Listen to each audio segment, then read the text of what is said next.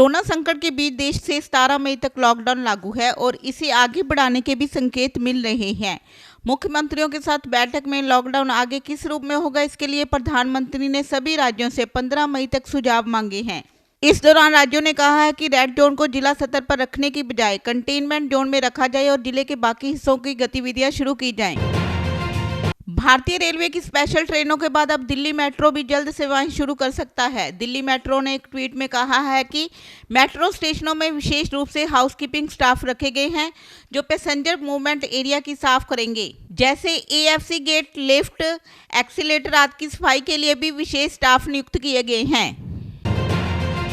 देश भर में लॉकडाउन के कारण फंसे लाखों प्रवासी मजदूरों के लिए सरकार ने भी ट्रेनें चलाई हैं, लेकिन इससे भी जा पाना हर मजदूर के लिए संभव नहीं है। लेकिन इस बीच बॉलीवुड अभिनेता सोनू सूद ने आगे बढ़कर इन मजदूरों की मदद की है। इसके लिए बाकायदा सोनू ने महाराष्ट्र और कर्नाटक सरकार से अनुमति लेकर बस सर्विस शुरू की है। इस दौरान सोनू सूद मजदूरों को गुड बाय बोलने के लिए वहीं मौजूद थे। लॉकडाउन के बीच आम यात्रियों के लिए ट्रेन सेवा शुरू होने जा रही है। टिकट की बुकिंग शुरू कर दी गई है। गृह मंत्रालय ने बताया है कि उन रेल यात्रियों को कर्फ्यू पास बनवाने की कोई जरूरत नहीं होगी जिनके पास कन्फर्म ई टिकट है। कन्फर्म ई टिकट वाले यात्री ही यात्रा कर सकेंगे और उसके लिए उन्हें कर्फ्यू पास लेने की कोई जरूरत नहीं होगी। देश के विभिन्न कोनों के ट्रेनों का परिचालन शुरू हो गया है। इस सब के लिए रेलवे ने एक नई गाइडलाइन जारी की है, जिसके तहत अब रेलवे स्टेशनों पर भी एयरपोर्ट की तर्ज पर लोगों को ट्रेन चलने से 90 मिनट पहले पहुंचना होगा। इसके साथ ही उनके स्वास्थ्य से जुड़ी कई जांच स्टेशन पर होगी, जिसके बाद ही लोगों को रेल में सफर करने की अनुमति मिल सकेगी।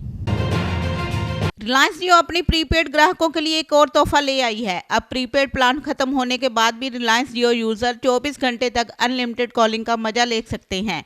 एक रिपोर्ट के मुताबिक कंपनी अपने उन यूजर को ग्रेस प्लान ऑफर कर रही है जिनके प्रीपेड प्लान की वैलिडिटी खत्म हो गई है।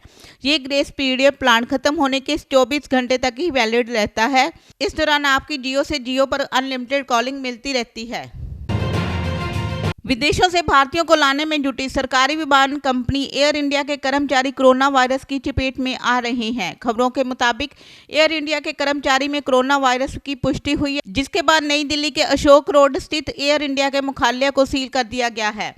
एयर इंडिया के मुख्यालय को सैनिटाइज किया जा रहा है। इस कर्मचारी के संपर्क में आने वाले सभी कर्मियों की पहचान हो गई है और उन सभी लोगों को क्वारंटाइन में भेजने की प्रक्रिया शुरू कर दी गई है। देश के दो बड़े बैंकों ने कोरोना वायरस महामारी के दौर में एफडी ग्राहकों को झटका दिया है। दोनों बड़े बैंकों ने ब्याज दरों में 0.20% से लेकर 0.50% की कटौती कर दी है। भारतीय स्टेट बैंक ने नई एफडी दरों को लागू कर दिया है। वहीं आईसीआई बैंक ने एफडी रेट में 50,000 अंकों की कटौती की घोषणा की है।